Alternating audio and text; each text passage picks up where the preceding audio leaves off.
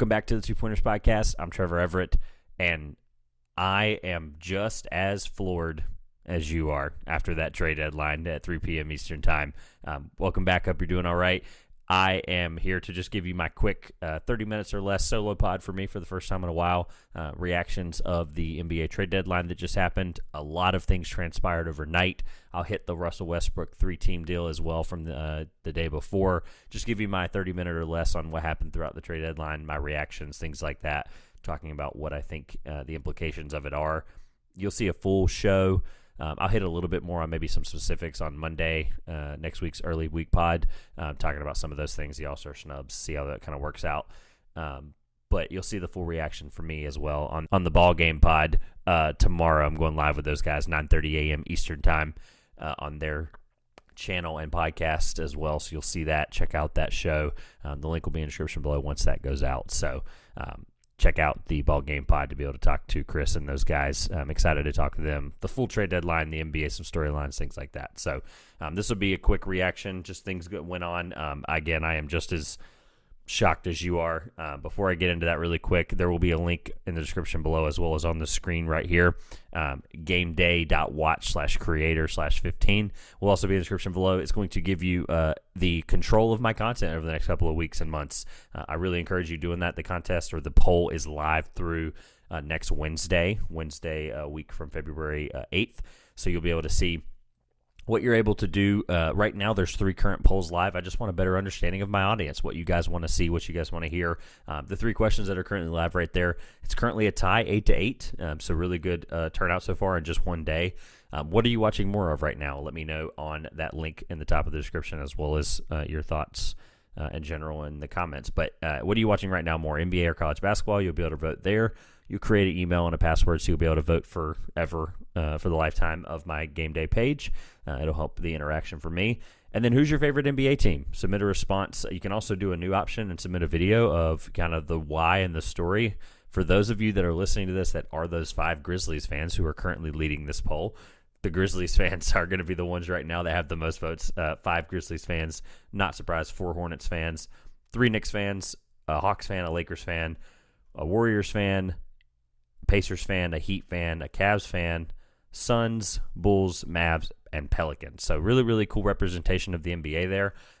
If you want to vote, you can also, like I said, leave a description, comment, or a video just letting me know why, right? Like my story, you guys have known if you've been around here, is obviously very big on this man right here behind me, for those of you on YouTube, Kobe Bryant.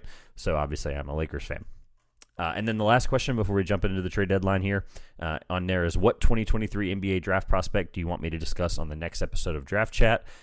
For those of you pod supporters and YouTube supporters, you're getting to hear the guesses for the first time, bringing on my buddy, friend of the show, Stephen Gillespie. So we'll talk a little bit of this or that. We're going to play a game there at the top of the show, and then the second half we're going to spend, right now, currently, the most votes on it is Jet Howard at 9. I put up a poll, Jet Howard, Gigi Jackson, Taylor Hendricks, or other receiving votes, Drew Timme, Zach Edey, Cason Wallace. So a lot of really good representation there. I might throw in some stuff with all of those guys, but the main focus will be whoever wins this vote. So please, please, please, if I encourage you, you're going to control the next couple of weeks of content. Obviously, feel free to go answer the questions on there so I can have a better understanding of what to talk about. So thank you for sitting through that, listening to that. Enough about Game Day. Thank you to Game Day for the partnership. Let's talk about the trade deadline. A lot has happened in the last 48 hours, specifically just in general the last couple of days, really. But it really kicked off when last week, I guess it was technically some of last week's trades, but we're going to talk about the ones that have happened in the last 48 hours, the ones that have really made this trade deadline what it is. Adrian Wojnarowski, as I'm recording this at 6:30 Thursday evening after the trade deadline, about 3 hours after, 22 hours ago, so just a day before, Adrian Wojnarowski tweeted that the Lakers are finalizing a deal to land Minnesota's D'Angelo Russell in his return to Los Angeles, Malik Beasley and Jared Vanderbilt, 2 really intriguing pieces from Utah there, and then D'Angelo Russell from the Timberwolves, in a trade which included Mike Conley and picks to the Timberwolves, and Russell Westbrook and a lightly protected 2027 first-round pick for the Lakers. Those of you that were wondering where that pick was going to go eventually, there it is, to Utah.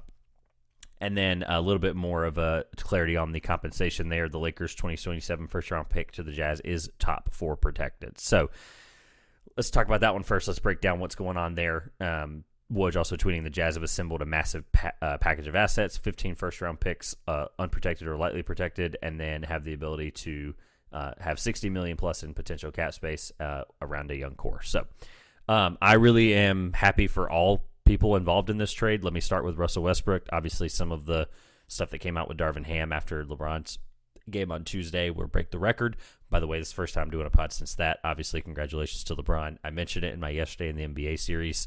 Didn't want to go, I feel like he got the deserving respect he did. I didn't want to sit there and blast that out, and I have nothing more to say about it. If I don't have anything to contribute to it, I'm not going to force it. So, but congratulations to LeBron. After that, obviously you saw. I'm still intrigued by the video of Davis. I'm quite confused actually why he acted like that on the bench. I hope it's just because he's hurt or fatigued.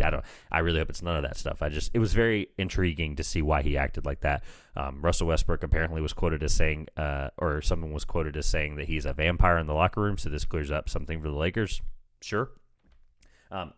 As you guys will know here, I'm not a big fan of D'Angelo Russell in this case. So obviously swapping those two, Russell Westbrook really was embracing his role off the bench and really started to flourish in that role. And I fully believe that. I'm unfortunately now disappointed in the fact that it's a guy that I've not been high on, even though D'Angelo Russell has had a good couple of stretches here in the last couple of months, being the guard next to Anthony Edwards in Minnesota. His three-point shooting since leaving Los Angeles has improved. His shot selection has not, so I'm still intrigued to see how that works out. But if he's getting better quality shots, not having to be the lead ball handler and having LeBron facilitate for him, I think it'll be really, really good. I'm more intrigued by the Malik Beasley and Jared Vanderbilt part of this because I really thought those were two pieces that I don't necessarily think that Danny Ainge was going to keep Malik Beasley, but I thought Jared Vanderbilt, because of the value he has as a small ball five, I thought he was going to be a piece that was intriguingly interesting being kept there in Utah because I think he fits the mold, but obviously eventually he's going to get a payday. So, and then Mike Conley to Minnesota, it gets just a veteran ball handler who has pick and roll chemistry with Rudy Gobert, who really understands how to play with that style of offense. So I'm really, really intrigued to see how Mike Conley fits into that. They get a second-round pick in Minnesota as well. So just initial reactions. I think I'm really happy for all three teams involved there. Quite frankly, I think the team that kind of got away the best, shockingly, is probably Utah, just because of some of the pick compensations and things like that. But at the end of the day, if we're talking players on the basketball floor, the Lakers obviously got the best return there, and I'm not trying to be biased here, but they got a upgrade in D'Angelo Russell. They got Malik Beasley, who's a quality role player, who can actually make threes, which is kind of cool, judging by the Lakers being the worst three-point shooting team in the league at sub 35%. And then Jared Vanderbilt to the Lakers as well. So I'm very happy with the assembly of picks there and assembly of where things went. Moving on to the next pick that was made, shout out to Jalen Brunson and his reaction of his college teammate. He was actually at his college jersey retirement at Villanova, but the Trailblazers are trading or have traded for Josh Hart for a lightly protected future first-round pick to the Blazers. So the Knicks get another quality player, get a really team chemistry-oriented move here. Nothing much to say about it. I like Josh Hart. He's been a huge reason for the Blazers when they were on that big winning stretch at the beginning of the year. This deal does send Cam Reddish, as an update that came through with Woj. This deal does send Cam Reddish over to he sends him. Oh my gosh, yeah, I got the deal mixed up again. So the Hart Reddish deal, Reddish goes to Portland. Again, I don't really understand this. That's kind of my first initial reaction. Is I don't really understand what's going on with this deal, but at the end of the day, the Knicks gave up a lottery protected first, 2023 first. That'll turn into 4 second-round picks if it's not conveyed. So whatever. The Knicks made this move for chemistry for Josh Hart. Why the Blazers made this move, I really don't understand. If they're especially trying to win now, Josh Hart is a win-now player. I believe he's supposed to have some contract implications coming up as well, so maybe that's what it is, but I'm not for certain that was a good deal for the Portland Trailblazers. Let's keep moving along here. Kind of got quiet for a few hours there, and then boom, in the middle of the night, just I believe just before 1 o'clock in the morning, the Toronto Raptors trade back for, because he was Jakob Poeltl, who was the main piece one of the main pieces in the oh my gosh, I almost said Pascal Siakam trade, in the Kawhi Leonard trade that sent Kawhi Leonard to Toronto. So the Toronto Raptors are acquiring the Spurs center Jakob Poeltl for Khem Birch, a protected 2024 first-round pick, and 2 future seconds. This is definitely not the direction I thought that the Raptors were going to go in, judging by the fact that he's I mean, granted, he's a young guy, long-term piece for them if they want to retool. This kind of gives you a vision of what they're potentially thinking about in the offseason. He's going to deserve a bag. I mean, he's going to get his paycheck this offseason, and the Raptors are probably going to give it to him.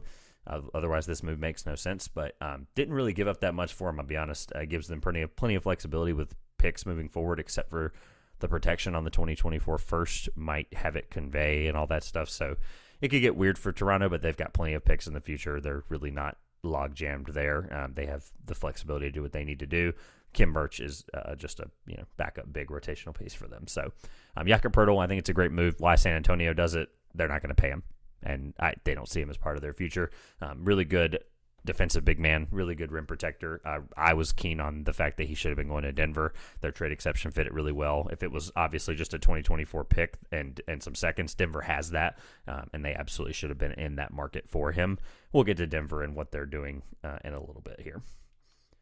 So moving on here, the trade that just shook up the night. I am not going to sit here and tell you that I am going to take a victory lap, but I am at the same time because as I said on the Kyrie Irving pod, once Chris Haynes had announced that it was a possibility that Kevin Durant could be moved as Phoenix was shopping him pretty hard, I said if Matt Stachula takes over the reins of the Phoenix Suns before the deadline, Kevin Durant will be a Phoenix Sun.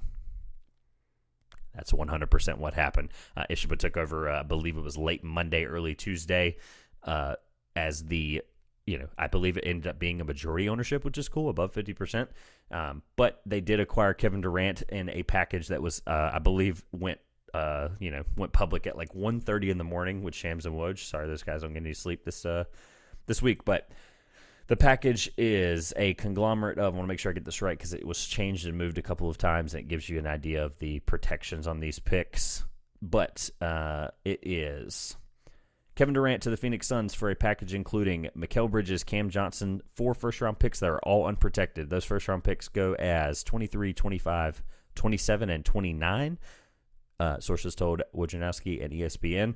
And then the 2028 pick swap, and TJ Warren was going with Durant to Phoenix, making his return in his place he was drafted. So a lot to unpack there. Mikal Bridges, Cam Johnson, Jay Crowder, 2023, 25, 27, 29 first-round pick, and a 28 swap is going to Brooklyn. Kevin Durant and TJ Warren going to Phoenix. Want to talk more about this tomorrow with the Ball Game podcast, fellas, but I mean, this makes the Suns a contender in the West if they're healthy. I don't care what anyone says. They are a top 3 team in the West now, just assumptively off of talent alone. They were able to keep Chris Paul. They were able to keep Devin Booker. They were able to keep DeAndre Ayton, who basically at this point just needs to be a pick-and-roll screener and a rebounder. That's really what he's been his whole career. If he can just be really good defensively when they need him to in the fourth quarter of these moments where sometimes they feel like they're going to have to go small, which they now can with Kevin Durant a lot more comfortably. I'll get to their other move in just a second, but at the end of the day, Kevin Durant is a Phoenix Sun, and this is just an unbelievable move. I like this for both sides. I hate to sit here and keep saying like everybody's a winner, but when it comes to Brooklyn, they get off of their guy that was the final piece from the 2019 free agency with Kyrie Irving and Kevin Durant. They get off of that final, I guess you can call it hump, but this is the piece that's going to help them move into their next phase of where they are as a franchise, what they're going to do with picks. They're obviously sending out they sent out a lot of different things over the last couple of years. They are getting back a really good plethora of picks. Some of them potentially not going to matter until later, as a lot of these Suns guys, except for Chris Paul, are on long-term deals. One thing to consider there.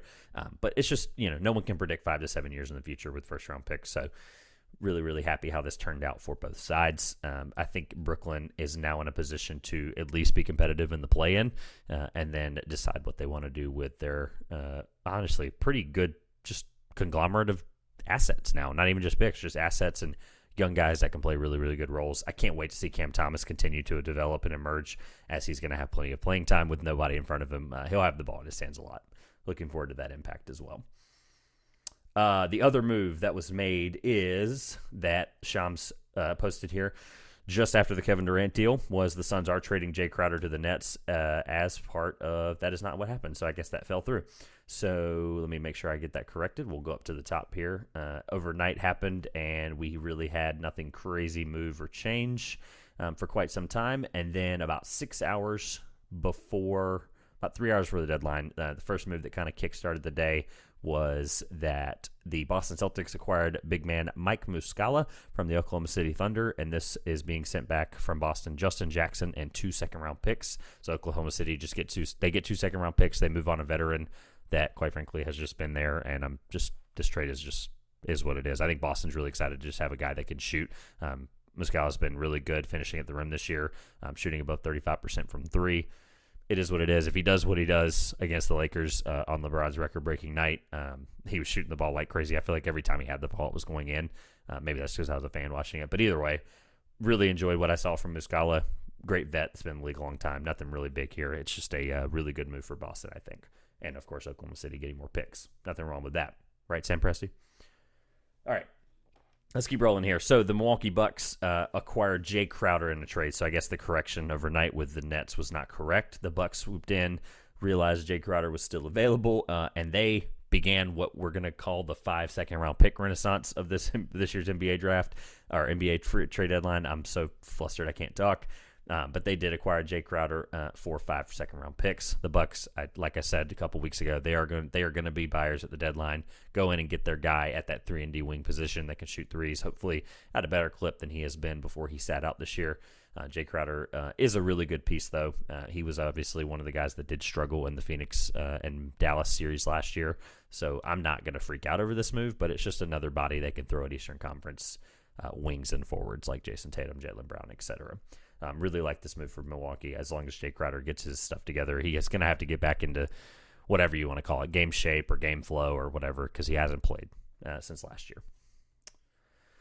Next move here, we're rolling right along. That basically was the logjam, kind of, nobody had really done a move, and then the domino fell. So the Lakers trading Thomas Bryant. This one I don't understand why you trade Thomas Bryant. I mean, he did request a trade because of minutes, according to, I believe that was Chris Haynes that reported that just after the deadline. But either way, whatever. If guys are going to complain and be a locker room cancer, just let him go. They're trading Thomas Bryant to the Nuggets for Devon Reed and 3 second-round picks. So they end up getting 3 second-round picks that they can use in the future strategically. At the end of the day, it is what it is. It's 2025, 2026, and 2029 Denver second-round picks, which opens up more minutes for Jared Vanderbilt and Wenyen Gabriel to play. So whatever. I'm not a fan of Gabriel, but Jared Vanderbilt, give that man as many minutes as he needs. So I'm fine if it means losing Thomas Bryant, who's been a really good player for the Lakers. It's unfortunate, but what can you do? I mean, I, again, can't complain about that. As part of the Jay Crowder deal, it looks like the part that got confusing was that Indiana is going to be acquiring the Bucks' Jordan Nwora and 2 second-round picks. That would make it a 3-way deal. Milwaukee is acquiring Crowder. Nwora is going to Indiana, and then I guess some picks are somehow falling into the Nets' lap. So that got really confusing really quick. I'll be honest, I'm trying to figure out still how that worked. Bucks acquired Jay Crowder from the Nets as part of that's such a weird. Yeah, okay, so Jay Crowder's going one way. It'll all get cleared up here in the next couple of weeks. But Pacers did have to waive Goga Batatse, I believe a first-round pick from a few years back for Indiana. It's unfortunate for him, but hopefully somebody picks him up and can get a rotational big there, or put him in the G League and let him continue to develop. Let's keep on rolling here. The Trailblazers are acquiring 76ers Matisse Thybulle as part of a 3-way deal that includes the Charlotte Hornets. So the Charlotte Hornets are going to be making some moves at the deadline. Why getting rid of Jalen McDaniels as part of that? No idea. But I guess the Sixers offer was good enough. That is going to turn that into a 3-team deal, like I said. That would make, it looks like the totality would be, the Sixers are getting Jalen McDaniels, from Charlotte. The Trailblazers are getting Matisse Thybulle, taking, I guess, the Josh Hart replacement, a guy who can't shoot as good as Josh Hart and is at least a little bit younger, but not by much. Take Matisse Thybulle there, and then Charlotte, I believe, gets a couple of picks, and may get to that when I get through the tweets here. But Charlotte getting second-round picks, nobody's surprised. The next trade after that was the Pacers are acquiring George Hill from the Bucks and a second-round pick. Not really changing my mind on anything. The Bucks are sending Serge Ibaka to the Pacers as part of the Jay Crowder deal with the Nets. Again, all of this is happening in a fast time. I'm just reading tweets as they happened in order, just to keep myself on track of not losing anything here. So hard to follow. I apologize. I'm trying to keep up as best as you guys can, trying to give you thoughts as I see them. But the Pacers will take on the $4 million salary for George Hill, his return to Indiana. This was also the reunion deadline, I guess people were calling it, because a lot of guys were going to a lot of different places that they had previously been drafted to or played for. Let's move along. So the 4 hours ago, so I guess that would have been 2 hours to the deadline, the Nuggets are trading Bones Highland to the Los Angeles Clippers. This is really, really good because the fact they only gave up a 2024 and a 2025 second-round pick is an awesome steal for the Clippers. I am still a Bones Highland fan, even though obviously the relationship with the coaching staff in Denver wasn't good. If this helps Denver get better title push because they have a guy that they're not going to have a guy that doesn't want to play for them as much or doesn't want to fit into that system. I do really like Bones Highland. I hope he can get along with Tyronn Lue and the Clippers system. Obviously, it wouldn't have made a deal for him if they didn't think that. But I really do like that. It's just a backup piece for the Clippers in that playoff stretch that they'll need him for. Again, 2024 and 2025 second is just nothing for Bones Highland, who's awesome. The Oklahoma City Thunder traded Darius Bazley to the Phoenix Suns, so the Phoenix Suns get another defensive wing here that they can throw at the Western Conference. My guess that's probably trying to be a Luka stopper there, even though nobody can. They gave up Dario Saric and a second-round pick in that deal. Really like this for both sides. Dario Saric is just a guy that Oklahoma City can hold on to, maybe flip again for another second-round pick. Oklahoma City gets another second-round pick in this deal, so ultimately I think that if we're keeping count at home, that's 3 second-round picks for the Thunder. And Darius Bazley is, like I said, a good rotational wing for the Thunder, who has started to see offensive improvements the last couple of years under Shai Gilgeous-Alexander's leadership as their lead point guard. Rolling right along, this is where things started to get wild. So the Warriors traded James Wiseman to the Pistons for Saddiq Bey, and then Saddiq Bey actually gets moved in and becomes a multi-team deal where Saddiq Bey goes to Atlanta. So the Atlanta Hawks get a versatile 3-and-D wing who has had an up and down year, but a guy I really believe in. If you're not new to this channel, you know that. I'm a fan of Saddiq Bey more than most. I really do like him and what he brings as a young piece. I really can't understand why the Pistons... I guess, again, it comes down to a lot of these moves where people don't want to get paid, right? Or they don't want to pay them. So Saddiq Bey is going to Atlanta. The Warriors are getting, again, here's the second round pick thing again. 5 second-round picks to go to the Warriors, and then James Wiseman goes to the Pistons. So I'm not going to sit here and say everybody's happy. I'm not going to say that about every deal. I'm trying to be constructive here. The Warriors, not really sure what the 5 second-round picks were for. Obviously, you'll see in a minute what they ended up using them for potentially, but I like Saddiq Bey. I'm happy for Atlanta. I think that's really good. Hawks fans, you can stop being mad at me. I think this is a great deal for Atlanta. Ultimately, we're gonna see how it shakes out if they make a good playoff push. So the Hawks also made another move, trading Justin Holiday and Frank Kaminsky to Houston for Garrison Matthews and Bruno Fernando. Bruno Fernando back up big. Garrison Matthews might not play for Atlanta. Not going to sit here and overreact to that trade. The Houston Rockets' next trade was Eric Gordon to the Los Angeles Clippers. Another really good deal here that actually ended up getting confusing and ended up becoming a 3-team deal. I know, follow along here. The Houston Rockets acquired John Wall back, and I was in a Twitter space with Bias Will and Bordeaux and all those guys, and man, that reaction was just awesome to see. That John Wall trade happened as I was in the Houston Rockets Twitter space. So shout out to them and Rockets Twitter. But yeah, John Wall is going to get bought out more than likely, and this is just that was an okay move. It is what it is. They got rid of Eric Gordon, which is what they wanted to do. Memphis is ultimately going to end up with Luke Kennard, which I think that's going to get overlooked. But the Luke Kennard deal, Luke Kennard's a capable ball handler, not a horrible defender by any means for the Los Angeles Clippers, but I guess the Bones Highland upgrade is what they wanted there. Obviously, they had to move him to make this work to get rid of John Wall. That is, I think it's just a casualty of the deal. But Luke Kennard's a really good three-point shooter and mid-range shooter, so he can score really well for Memphis in spots off the bench. I think that's a good deal for everyone involved. I really do. Eric Gordon, I just want to know how much he's going to play and how much they're going to, as an older veteran, they're going to obviously slow roll him to get him ready for the playoffs. He'll play right there behind or beside Norman Powell off the bench. The Grizzlies did have to send Danny Green to Houston in this deal. Not a big deal. They get rid of a guy who was just returning from an ACL injury last year. I think I've caught back up on that trade. So the Clippers, Luke Kennard to the Grizzlies, and 3 second-round picks. Looks like the Grizzlies gave up 3 second-round picks for Luke Kennard. So the second-round pick market was just insane. And then the Rockets get rights to swap Bucks pick with Clippers. That's Tim McMahon's making that too confusing. It doesn't matter. We'll get to that later. The Lakers were actively buyers and swappers and sellers and whatever you want to call them at the deadline. The Los Angeles Lakers are trading Patrick Beverley to the Orlando Magic for center Mo Bamba. They get a guy who most people don't realize his three-point shot's been really good this year. He's shooting 37% from three on minimal attempts. Get a capable, quick-footed rim defender. I'm high on Mo Bamba. I always have been. I think he's a capable big.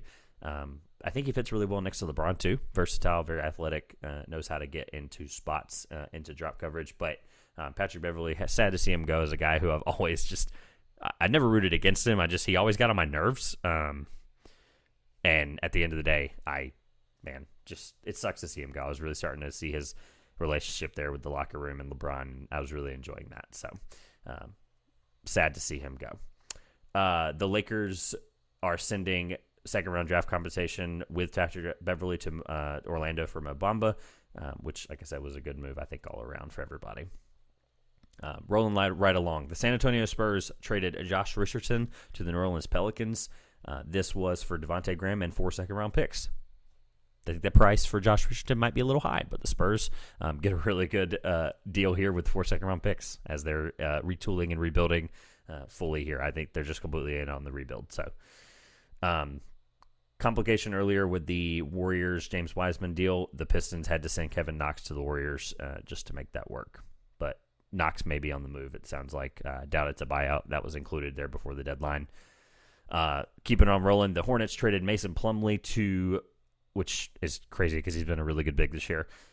But at the end of the day, Charlotte's going to get out of this. And shocker, what do you think they got for him? Second-round picks. Mason Plumlee and Reggie Jackson get swapped there for some second-round picks. Ultimately, I think it ended up being a 2028 second-round pick for Charlotte. So Mason Plumlee and Reggie Jackson get swapped, and then Charlotte gets a 2028 second-round pick. Totally fine deal there, I think. The Blazers are trading Gary Payton II to the Golden State Warriors for 5 second-round picks. There's the 5 second-round pick thing again. The same Gary Payton that they could have re-signed in the offseason, even though I guess the Blazers were competitive. Why this is happening again, I'm confused what is happening with the Blazers, and I'm confused why they even tried to sign him in the first place if the Warriors were going to give up 5 second-round picks to get him back. They essentially just took those seconds from the Wiseman deal earlier that they got in Sadiq Bey, and they just were able to get Gary Payton II back. Why that's the price, I just don't understand. That's going to get really confusing there towards the end. So I believe that is everything as we got close to the deadline here. One of the biggest takeaways, the Cavaliers, which don't need to overreact anyway, they did not make a move. I'm not surprised by that. Isaac Okoro has been playing really, really well lately. Jay Crowder's price was 5 second-round picks. They are not in the position to be giving up 5 second-round picks with their first-round pick capital being leveraged for Donovan Mitchell. So I'm not surprised by that with the Cleveland part. What I am surprised by is Chicago Bulls. Not a move at all being made despite the Levine uncertainty. I bet the deal was probably a big package from New York that New York didn't want to give up. I think the asking price was probably just too much there. Vucevic, not sure where he kind of fits into that rotation moving forward, as I believe he is a free agent this offseason. If not, either way, it was a guy that you could have moved to some type of contender. But, I mean, the market probably wasn't there for him. He hasn't been that good in that offense, obviously, and with the Lonzo Ball injury, I'm not sure that the Bulls are in a position to go for it, so why not just tear it down? I don't know. I'm intrigued by what's happening. According to Bulls fans I talked to, it sounds like the ownership and the front office are fighting over how things should work and roll, and that's just not how organization needs to be run moving forward. It sucks. I hate it for Bulls fans. A lot of people I'm fond of are Bulls fans, so one thing that implicates the Warriors here, just closing up, the Warriors will save roughly $7 million in luxury tax this year based on today's trade, and then $30 million saved in 2023-2024. So it sounds like it was a money thing for the Warriors. A lot of teams, these trades seem crazy in hindsight, and then you realize that a lot of teams are going to save a lot of money.